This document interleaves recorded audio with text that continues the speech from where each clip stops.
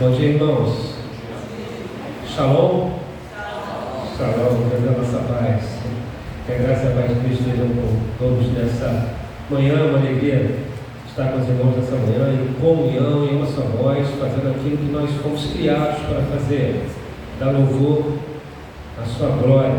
Como já foi dito pelo irmão Lucas, vamos continuar então com a série de exposições sobre o livro de Esther, com o tema Deus oculto que trabalha no meio da confusão. No capítulo 6 agora, avançando mais um capítulo, esse é um capítulo muito importante, um capítulo que acontece algo de fato que vai mudar a história daqui por diante. Mas antes mesmo de entrar no capítulo 6, eu quero, como parte da introdução da exposição de hoje, trazer à memória dos irmãos o que foi dito na ocasião do sermão, do segundo capítulo dessa série, quando estudamos o capítulo 2 de Esther. Eu quero repetir o final do texto que lemos naquela ocasião, e esse texto é o fundamento para entendermos o que está acontecendo no capítulo 6 que estudaremos essa manhã. Abram suas Bíblias no livro de Esther, não no capítulo 6, mas sim no capítulo 2 por enquanto. Vamos ler os versos 1 a 23. E não passei os espaços.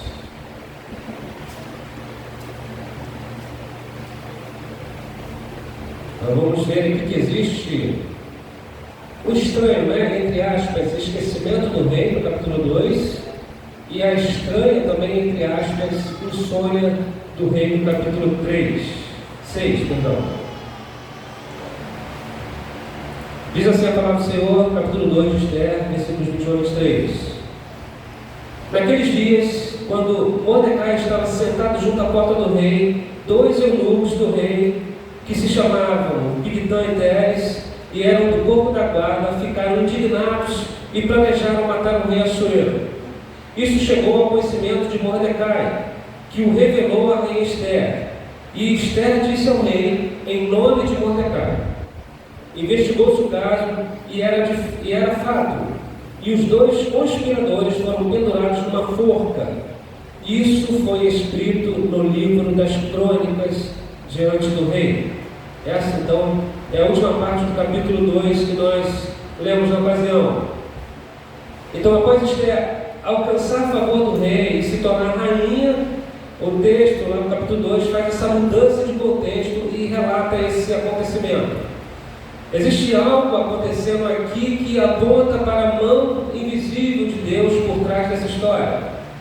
Embora o efeito ainda não pudesse ser percebido por Mordecai, nem tampouco por Esther, ainda assim a mão de Deus estava agindo por eles e por seu povo, o povo da aliança, o povo judeu. Os irmãos irão lembrar que até o capítulo 2, nada ainda havia acontecido para ameaçar o povo de Deus e nem Mordecai.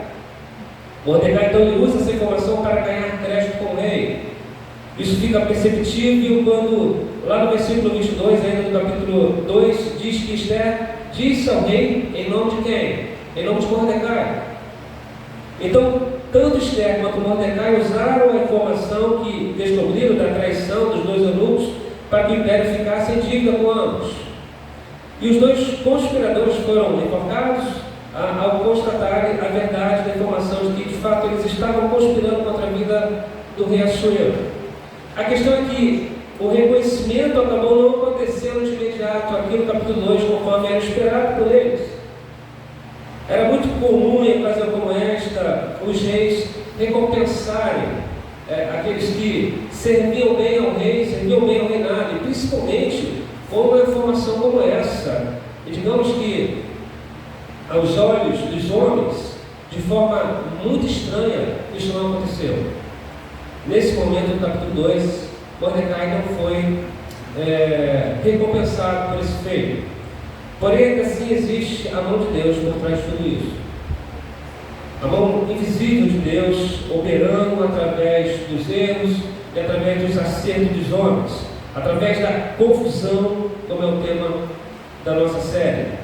Então, por mais que para o nosso entendimento fosse muito incomum para um rei, e no caso desse momento da história, o rei Assuero esquecer de beneficiar Mordecai pela informação dada que salvou a sua vida, Deus estava trabalhando de maneira ainda invisível, por meio desse silêncio do rei, para que, por meio de sua providência, a sua obra fosse concluída a seu tempo e, obviamente, no tempo certo de Deus. Eu disse na ocasião do sermão capítulo 2 que os irmãos iriam ver qual seria o tempo certo nos próximos capítulos dessa série do livro de Esther. Esse foi o final da exposição do capítulo 2, antes das aplicações. E esse tempo chegou, irmãos. É agora, no capítulo 6 de Esther, que essa informação, pela providência de Deus, começa a virar o jogo, que é o tema da nossa exposição de hoje. Por isso o tema da mensagem é esse: virando o jogo. Isso fará toda a diferença para Mordecai, principalmente porque Amã estava sedento para enforcá-lo, e ele iria enforcá-lo a poucas horas. Mas também começou a fazer diferença para o povo judeu, para o povo da aliança que estava com o Egito para serem totalmente exterminados. O que veremos nesse próximo capítulo, capítulo 6 de Esther, mais uma vez, como foi visto lá no final do capítulo 2, será a perceptível mão de Deus operando de maneira que, mesmo sendo oculta, pela falta de visão do povo da aliança, pela falta de citação do nome de Deus no livro de Esther, e a falta de glória que deveria ser dada a Deus, Deus ainda assim estava na direção da história, usando os erros e os acertos dos homens para cumprir o seu propósito para o povo de Deus. E dizer que é perceptível a mão oculta de Deus nesse capítulo parece não estar tão certo, né? Porque se não podemos ver a mão de Deus, como podemos dizer que ela é perceptível? Na verdade, o vento é um dos melhores exemplos que podemos citar para aplicar esse contraste entre perceber a mão de Deus sem ver a mão de Deus pela ação que o vento provoca e não pela visão que nós temos dele. Percebemos a mão de Deus nesse capítulo pelo que irá acontecer aqui nesse capítulo. Sabe aquelas coisas que acontecem na nossa vida que não há como não dar todo o crédito ao nosso Deus? Tenho certeza que cada um de nós já teve essa experiência, muitas experiências, inclusive. Aquelas coisas que são, às vezes, inexplicáveis, pelo menos no momento que elas acontecem, mas não há como não dar crédito a Deus. Quando vemos uma grande árvore balançando, só podemos dar crédito ao vento e a mais nada, a ninguém. Quando começamos a ler o capítulo 6 de Esther, inicialmente já iremos observar esse vento balançando a árvore. E Deus usa o restoeiro como a árvore que vai balançar nesse capítulo. Isso acontece logo no primeiro versículo do texto que nós leremos. Não vou ler todo o capítulo 6 agora, mas vamos ler versículo a versículo, no momento, a cada fase aqui da exposição. Primeiro versículo apenas, capítulo 6 de Esther. Naquela noite, o rei não pôde dormir, então nos mandou buscar o livro dos feitos memoráveis, que foi lido diante do rei. Só até aqui a leitura. Nós já podemos ver o vento começando a balançar a árvore nesse primeiro versículo. Hoje talvez muito se explicaria uma insônia de um líder, mas naquela época seria algo muito incomum um rei, pelo menos do tipo Assuero, ter uma insônia no meio da noite. Um rei que tinha muitas riquezas, muitas terras em seu poder, mulheres, bebidas, comida farta, conselheiros. Irmãos, esse rei não tinha um boleto para pagar. Muito pelo contrário, ele tinha muitos boletos para cobrar, muitos impostos para cobrar. E esse rei, então, como lemos no texto, em determinado dia, teve uma insônia. Não podemos deixar de acreditar nessa insônia, na soberania de Deus, porque os acontecimentos após essa insônia apontam para isso. Eu aproveito para abrir um parênteses aqui, irmãos. Não despreze a sua insônia. Não despreze a sua insônia. Ela pode ser fruto, sim, de um problema clínico.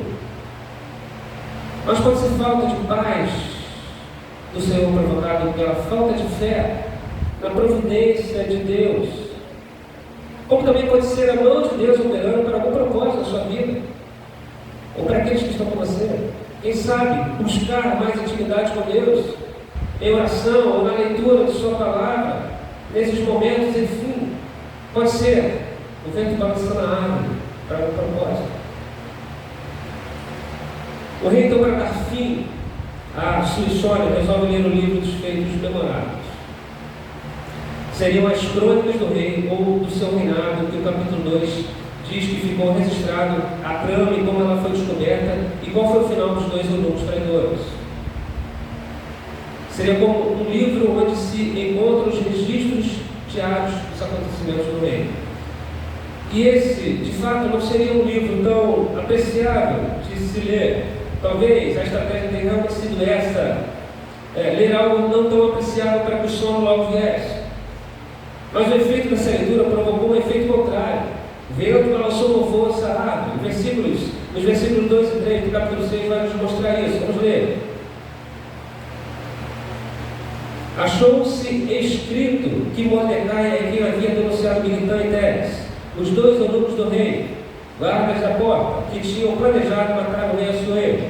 Então o rei perguntou: que honras e distinções foram conferidas a Mordecai por ter feito isso? Os servos do rei que o serviam responderam: ele não recebeu nenhuma recompensa. Até a leitura. Como isso seria possível de acontecer, se não pela mão de Deus, coordenando, ajustando o momento certo desse reconhecimento? Mordecai havia salvado o rei, salvado de uma conspiração contra a vida do rei Assuero, e não havia sido recompensado de nenhuma forma até esse momento. E isso era bastante comum no reino persa. Ninguém seria mais motivado a repetir o que Mordecai fez, pela falta de reconhecimento, ou pela falta de recompensa.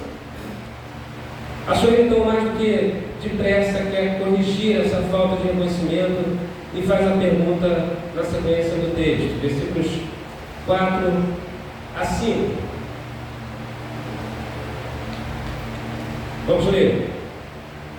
O rei perguntou: quem está no pátio? Ora, Amã tinha entrado no pátio exterior do palácio real para pedir ao rei que Mordecai fosse pendurado na forca que ele, Amã, lhe havia preparado. Versículo 5. Os servos do rei lhe disseram: Amã está no pátio. Então o rei mandou que ele entrasse. Que ironia está acontecendo aqui nesse momento, irmãos? Ou vai acontecer? Eu confesso que, quando li essa parte do texto, conhecendo já o que ia acontecer também no capítulo 7, foi quase que inevitável, irmão. Eu lembrei daquele louvor, uma certa alegria no meu coração, e talvez ele se aplique aqui nesse momento. Sabor de mel. Quem te viu passar na prova e não te ajudou, quando ver você na bênção, vão se arrepender. Vai estar entre a plateia e você no palco. Eu vou parar por aqui, porque é muito pecado aqui. Preciso pedir perdão ao Senhor. Mas eu lembrei, sim, não teve que me lembrar. Mas vejam que coisa, irmãos. Aquele que estava prestes a pedir autorização ao rei para enforcar Mordecai, por isso ele estava no pátio do rei, agora passa a ser aquele que é chamado pelo rei para fazer o quê? Para exaltar Mordecai em público. É exatamente isso que irá acontecer com Amã nos próximos versículos.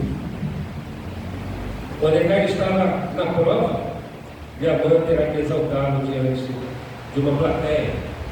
É óbvio que o propósito principal de Deus jamais seria esse. Mas isso acontece aqui nessa mensagem.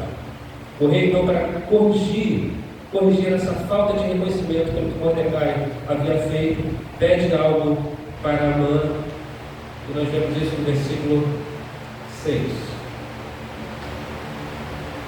Versículo 6 a 11 diz o seguinte: Amã entrou e o rei lhe perguntou: O que você acha que deveria ser feito ao homem a quem o rei deseja honrar? Então Amã pensou assim: a quem mais o rei poderia querer honrar, a não ser a mim? Por isso ele respondeu ao rei: quanto ao homem a quem o rei gostaria de honrar, que sejam trazidos os trajes reais que o rei costuma usar, e o cavalo em que o rei costuma andar montado, e sobre cuja cabeça tenha sido colocada uma coroa real. Que os trajes e o cavalo sejam entregues a um dos mais nobres oficiais do rei, para que se encarregue de vestir aquele a quem o rei deseja honrar.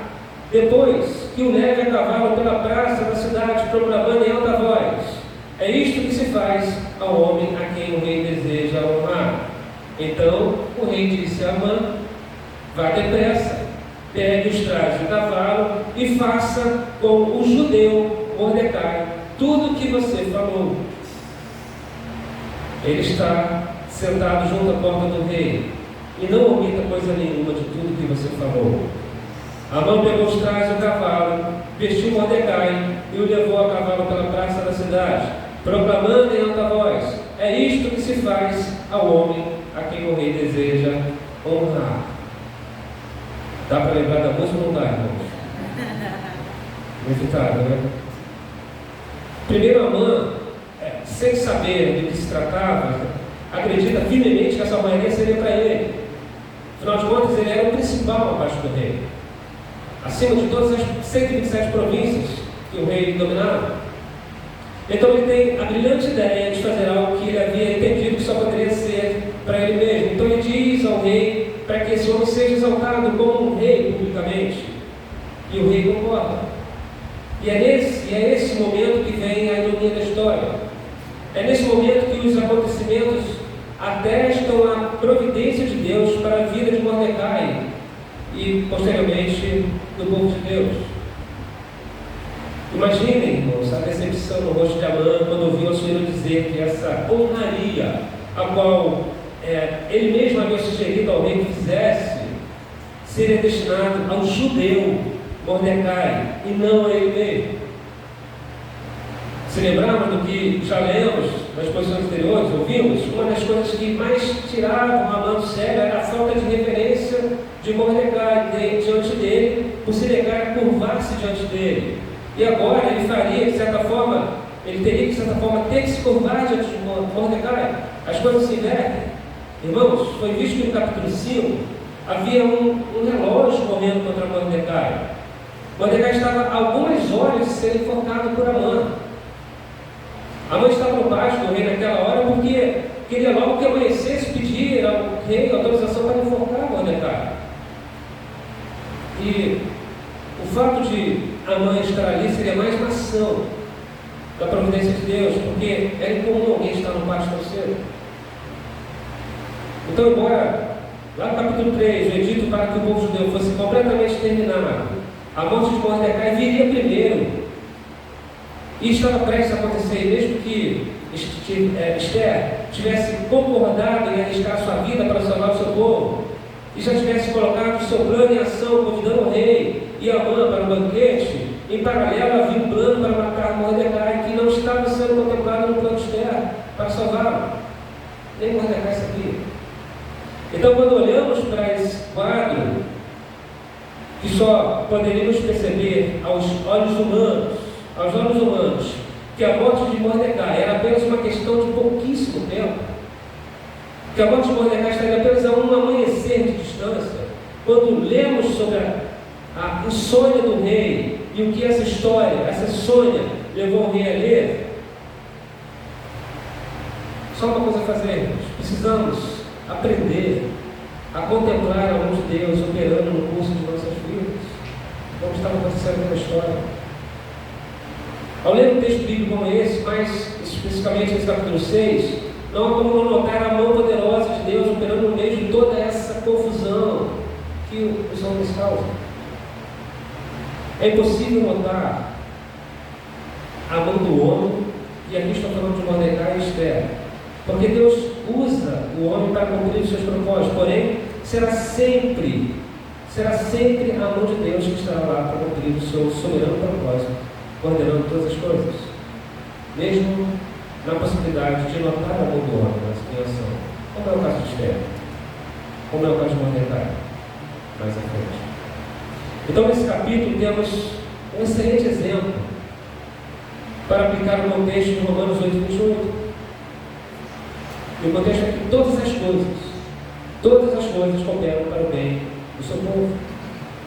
Embora o seu povo não estivesse demonstrando amor a ele, na história do livro de Esther, como já dissemos que não há citação do nome de Deus, nem louvor e reconhecimento, nem sequer clamor a Deus na dificuldade, ainda assim, Deus estava operando a favor do povo da aliança.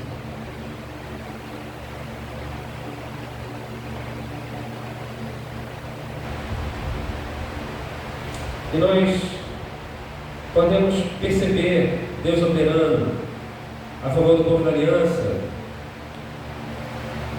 na falta de reconhecimento pelo feito de Mordecai lá no capítulo 2. Podemos ver Deus operando a favor do povo na insônia de um rei que tinha tudo para não ter insônia. Na leitura de um livro completamente desinteressante para o momento. No reconhecimento do rei pelo feito de Mordecai, no momento mais propício para Mordecai. Também ver o início da queda de Amã, aquele que havia orquestrado a destruição total do povo de Deus. Há uma virada de jogo a partir desse capítulo pela providência explícita de Deus. Não que Deus tenha passado a agir apenas nesse momento, mas é nesse momento que as coisas ficam mais evidentes para o leitor do livro de Esther, para nós. Então há um contraste acontecendo aqui entre Mordecai e Amã. Aquilo que seria a morte de Mordecai passou a ser a exaltação dele. E aquilo que seria a exaltação de Amã passou a ser o início de sua derrota. Amã, após executar o seu próprio desejo, sendo que na vida de Mordecai, ele volta para casa de cabeça baixa e, pelo que conhecemos de Amã no texto, não poderia ser diferente. Versículo 12 diz o seguinte: depois disso, depois de exaltar Amã publicamente, Mordecai voltou para a porta do rei, enquanto Amã foi correndo para casa, angustiado e de cabeça coberta. Aparentemente no texto não há nenhuma menção a efeito que esse desfile público honroso tenha causado na vida de Mordecai. O texto não diz qual foi a reação de Mordecai, mas imagino que tenha sido primeiramente de muita surpresa, mas não está escrito que ele tenha de fato reconhecido a providência de Deus nessa ocasião. Porém, para Amã, as coisas foram bem diferentes. Amã sai angustiado, ele sai humilhado. Os irmãos vão lembrar que, nesse momento da história, quem estava angustiado pelo decreto do rei a pedido de Amã era o povo judeu. E o que fica evidente no verso 12 é que quem assume agora essa angústia é Amã. E no versículo 13, vamos ver que, mesmo Amã indo para casa de cabeça baixa, coberta, ele ainda assim não teve o consolo que talvez esperasse ter. Muito pelo contrário, veja que o versículo 13 diz: Amã contou a Zeres, sua mulher, e a todos os seus amigos tudo o que tinha acontecido com ele. Então seus amigos, que eram sábios, e Zeres, sua mulher, disseram: se Mordecai, diante do qual você já começou a cair, é da descendência dos judeus, você não conseguirá fazer nada contra ele. Você certamente será derrotado. Na primeira parte, irmãos, desse versículo, Amã conta tudo o que aconteceu para os seus sábios amigos e a sua esposa, que a priori haviam orientado e aconselhado Amã a enforcar Mordecai. Foram eles que orientaram Amã a enforcar Mordecai. Agora eles estão dizendo que ele seria derrotado por ele. Abram suas Bíblias no capítulo 5 de Esther, até o versículo 14, para lembrarmos dessas palavras de sua esposa e amigos. Diz assim o texto: então Zeres, a mulher de Amã, e todos os amigos deles dele disseram: mande fazer uma forca de 22 metros de altura, e pela manhã diga ao rei que nela enfoque Mordecai. Então vá alegre com o rei ao banquete. Fazendo referência ao convite de Esther. A sugestão foi bem aceita por Amã, que mandou levantar a forca. Vejam que os mesmos que orientaram Amã a construir a forca de 22 metros de altura, e essa seria uma forca bastante considerável, irmãos, que vale a altura de um prédio cerca de 7 andares, muito alta. Mas os mesmos que aconselharam Amã, agora são os mesmos que estavam dizendo que ele havia começado a cair e que certamente iria ser derrotado. Eu quero aplicar aqui já um parênteses aqui nesse contexto, principalmente para os jovens. Cuidado com os conselhos que você recebe de amigos que não têm nenhum compromisso com a verdade. Eu não posso dizer que todos sejam ruins, não posso afirmar isso. Mas muito cuidado, porque os mesmos que aconselham você podem ser os mesmos que irão assistir a sua piada. Eles não cairão com você. Mas há algo ainda mais profundo para aplicarmos baseado nesse versículo 13. Pelo que parece, esses amigos e a própria esposa de Amã passaram a ter sabedoria teológica a respeito dos acontecimentos. Mordecai era da descendência dos judeus. Mordecai fazia parte do povo de Deus. Mas infelizmente não foi reconhecido, sim, talvez uma óbvia observação dos fatos depois do acontecido. Iguais aqueles que dizem aquela célebre frase depois que tudo acontece, né? Eu sabia que isso ia acontecer. Eles não haviam reconhecido o Deus de Israel que estava livrando o seu povo e julgando Amã naquele momento. Mas de fato eles tiveram algum discernimento dos acontecimentos que viriam. Quem não teve nenhum discernimento foi Amã, que dessa vez nem sequer levou em consideração o que eles disseram. Havia um ódio no coração de Amã pelo povo judeu que atravessava gerações, como já vimos em exposição anterior. Amã estava tão cheio de idolatria à sua própria pessoa, ao seu próprio status diante do rei e do povo, que não se curvou ao momento de reconhecer a soberania de Deus ao livrar Mordecai. Era o momento de ele perceber que sua idolatria havia se tornado vazia e o seu ódio ao povo de Deus inútil. Agora não havia mais nada a fazer, nada disso poderia mudar a história do povo de Deus, nem a sua própria história, ele estava caindo. E como há pessoas nesse mesmo estado, as coisas desmoronando e a soberba continua na mesma posição, com o coração cada vez mais endurecido, com isso inabilitado para aceitar o Evangelho de Cristo. Esse foi Amã, aquele que não aprendeu com os acontecimentos. A sabedoria nessas horas faz a diferença, irmãos. Veja no Salmo 2, versículo 10 a 12, nos diz: agora, pois, ó reis, sejam prudentes, deixem-se advertir, juízes da terra. Sirvam o Senhor com temor e alegrem-se nele com tremor. Beijem o filho para que não se irrite e não pereçam no caminho, porque em breve se acenderá a sua ira. Bem-aventurados todos os que nele se refugiam. Amã não foi prudente, Amã não se deixou advertir. E pelo que leremos no próximo versículo, Amã não teve muito tempo para refletir sobre sua insensatez. Versículo 14 diz: enquanto estes ainda falavam com ele, seus amigos e sua esposa, os eunucos do rei chegaram e, sem demora, levaram Amã ao banquete que Esther havia preparado. E é a partir desse ponto que Amã caminha direto para o seu fim. Eu não quero dar spoiler do próximo capítulo, mas será na próxima exposição que iremos ver o destino trágico de Amã. Aquele que não se curvou diante da soberania do Senhor. E não apenas deixou de se curvar diante do Senhor, mas o afrontou tentando aniquilar o seu povo. E o que podemos, então, aprender com esse capítulo de Esther?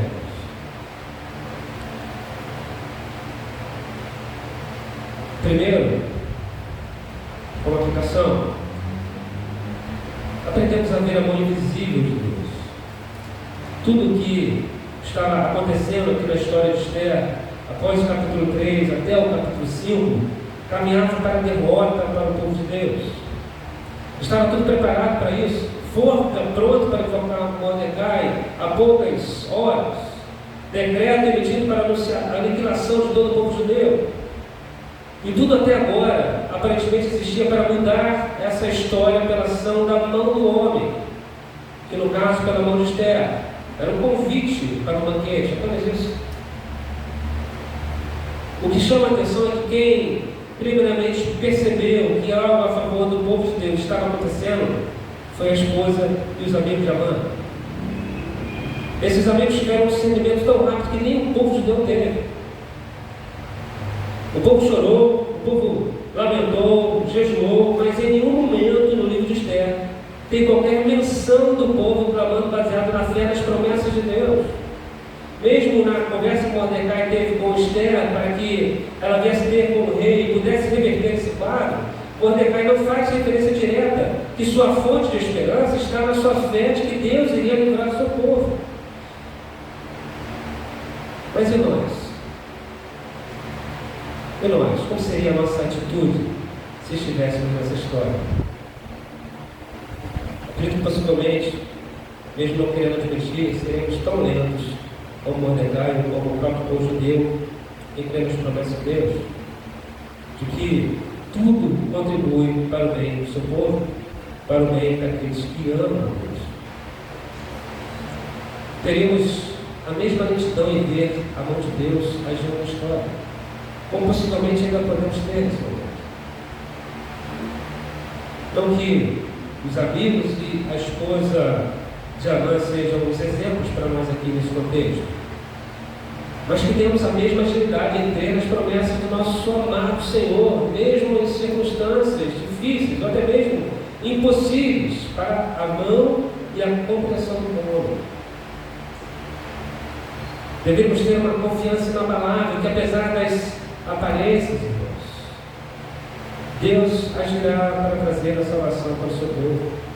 Essa confiança deveria nos levar a agir ousadamente em fé.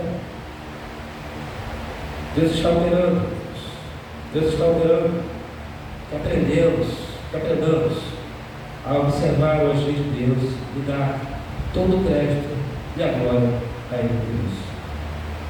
A segunda aplicação, devemos enxergar a mão de Deus nas coisas insignificantes. Às vezes não nos atentamos para isso.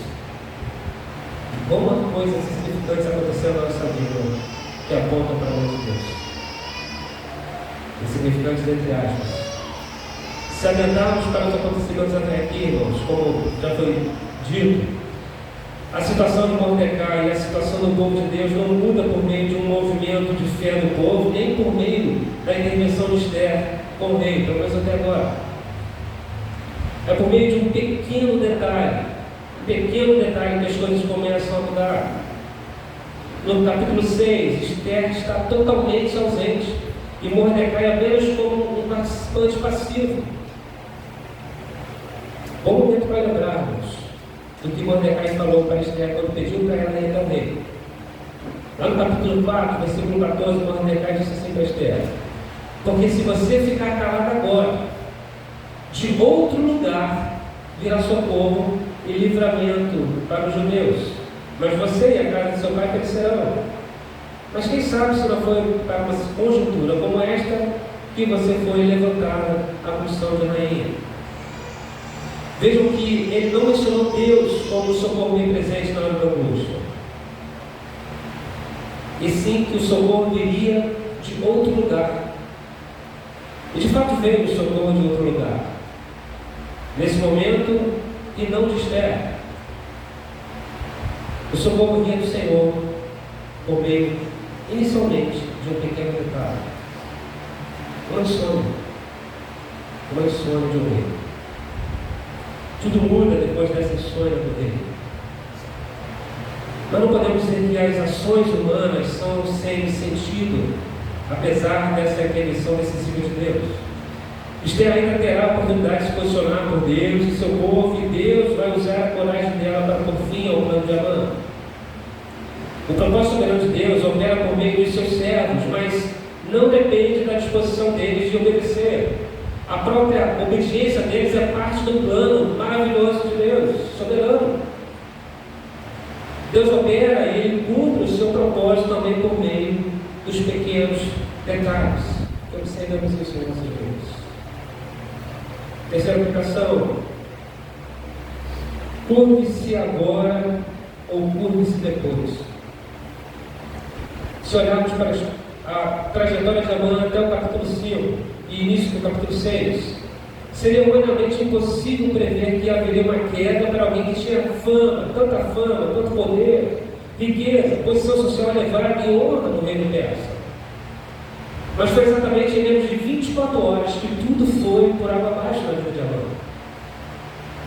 E por mais que humanamente não tenha sido previsível a sua queda, pelo que conhecemos das Escrituras e do que ela nos fala do Deus das alianças, teríamos como prever que ele não subsistiria, porque o que ele estava tentando fazer era acabar com o povo de Deus.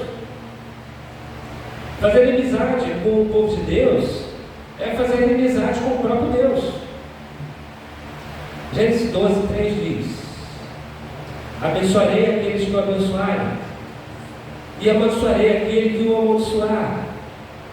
Em você serão benditas todas as famílias da terra. Palavras que mencionamos a Abraão.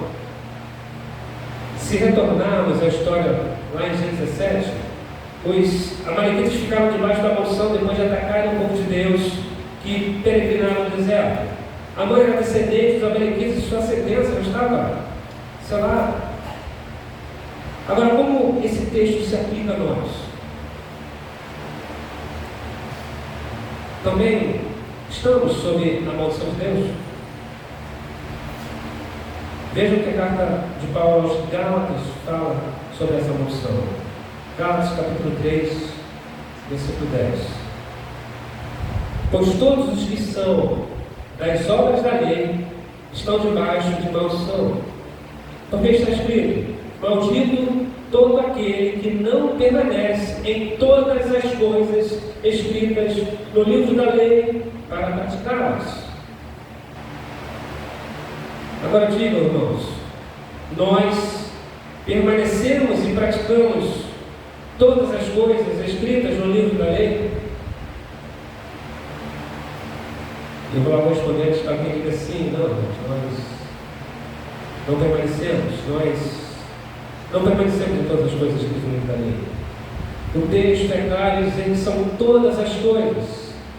Quebrar apenas uma já não são todas as coisas. Não temos um coração perfeito para a perfeita obediência.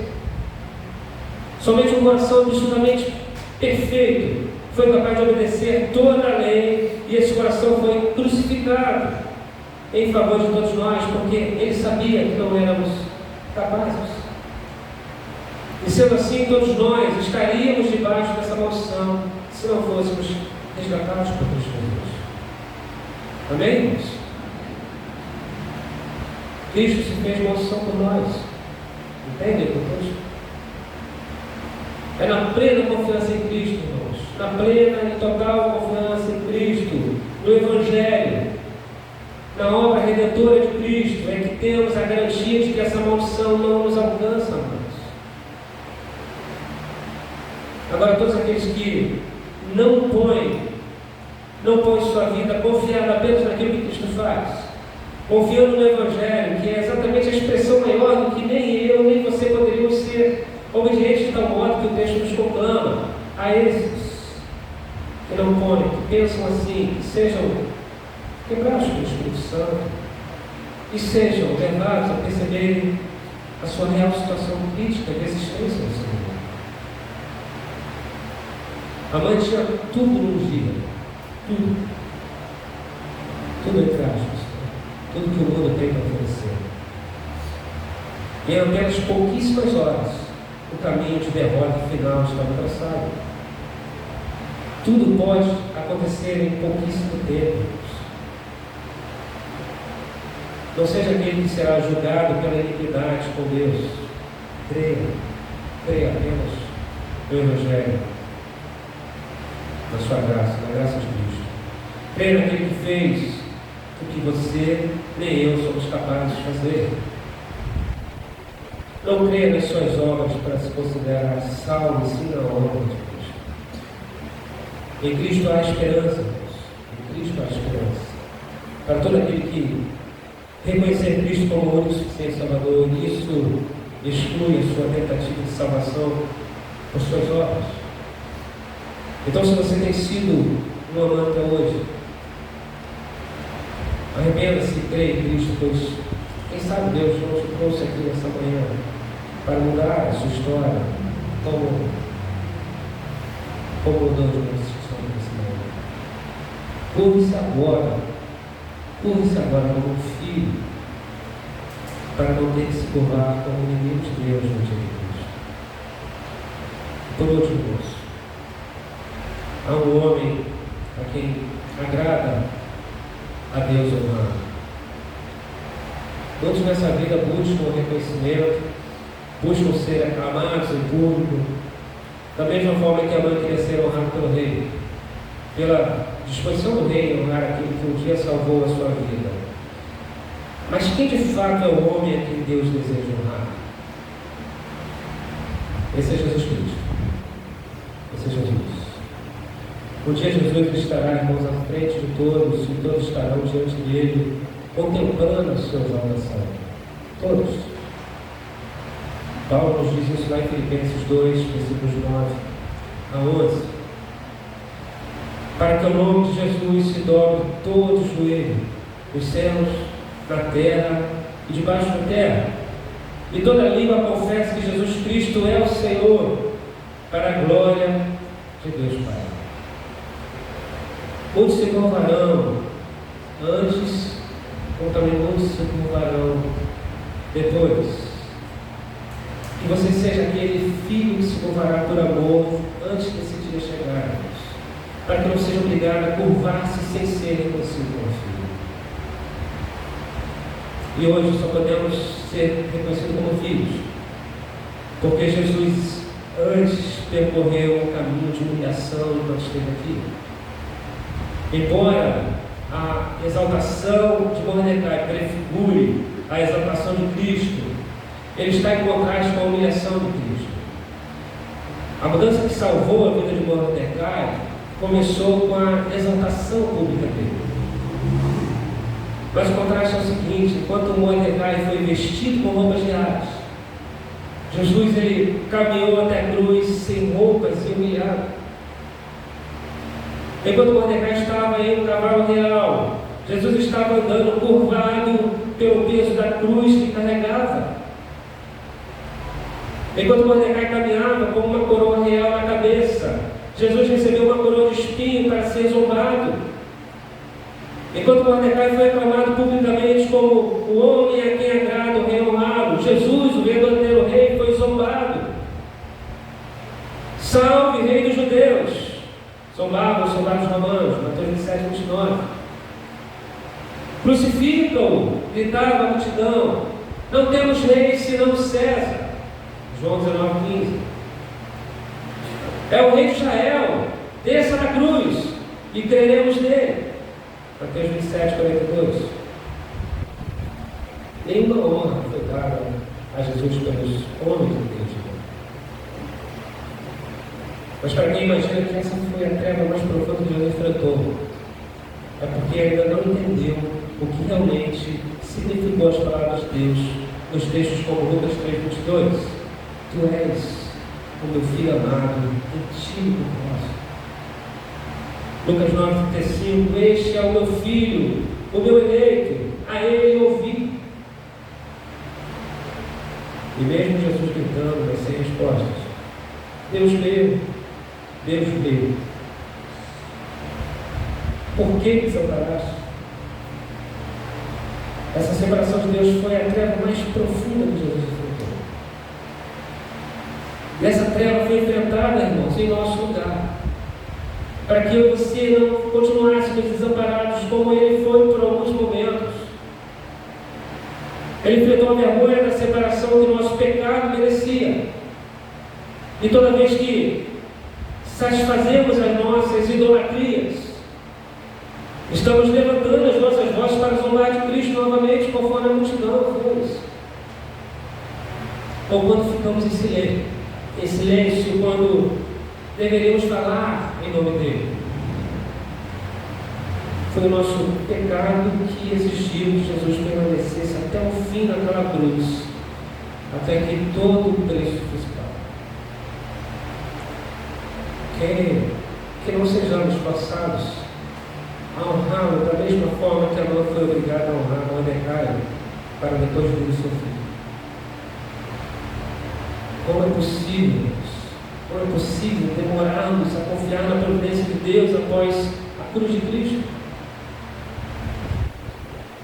Se confiamos, não deveríamos estar perturbados. Se confiamos, não deveríamos estar com dúvidas. Se confiamos, não deveríamos estar com temores. Deus está realizando o seu propósito na sua vida, na vida da igreja e na vida de toda a sua criação. Ele usa e continuará usando os diversos meios para isso acontecer.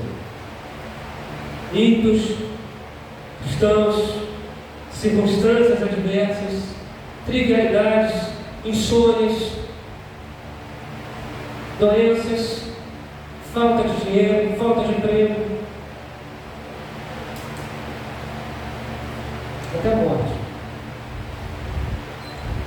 A lista é imensa. Confie na mão que produz todas as coisas para o benefício do homem. Busque na obra de Deus. Não vamos falar agora. Que Deus a todos abençoe. Vamos lá.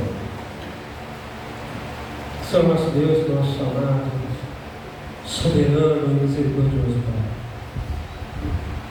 Nós te damos graças por momentos tão preciosos que estamos passando aqui nessa manhã junto com os nossos irmãos, te adorando, contemplando, Deus, a beleza da tua santidade, pela leitura da tua palavra, pelos louvores cantados, pela oração, Deus, pela tua presença no nosso meio. Ó Deus, que o Senhor continue nos instruir pela verdade, pela tua palavra única e exclusiva, que essa igreja permaneça, ó Deus, firme em tua palavra, Deus. Que a única fonte de exaltação, de vida, de crescimento desta igreja seja a tua palavra, Deus, que se dá por meio da história do povo de Deus e que aprendemos a teologia da história do povo. Abra as nossas mentes, o nosso entendimento e o nosso coração para que mudanças aconteçam em nossas vidas, Senhor. Que haja crescimento em cada um de nós nessa manhã, a partir dessa manhã. E que aqueles que estão aqui ainda não tiveram esse encontro real, verdadeiro, que ainda não se sentem como filhos, Senhor, que o Senhor chame para a sua família, e que eles entendam, Deus, que sem a comunhão contigo, Deus, todos estão debaixo da tua língua, Deus. Que eles se curvem agora como filhos, para não se curvarem no final como inimigos de Deus. Essa é a nossa oração, pelo teu filho amado Jesus. Amém. E amém. Pastor Lucas.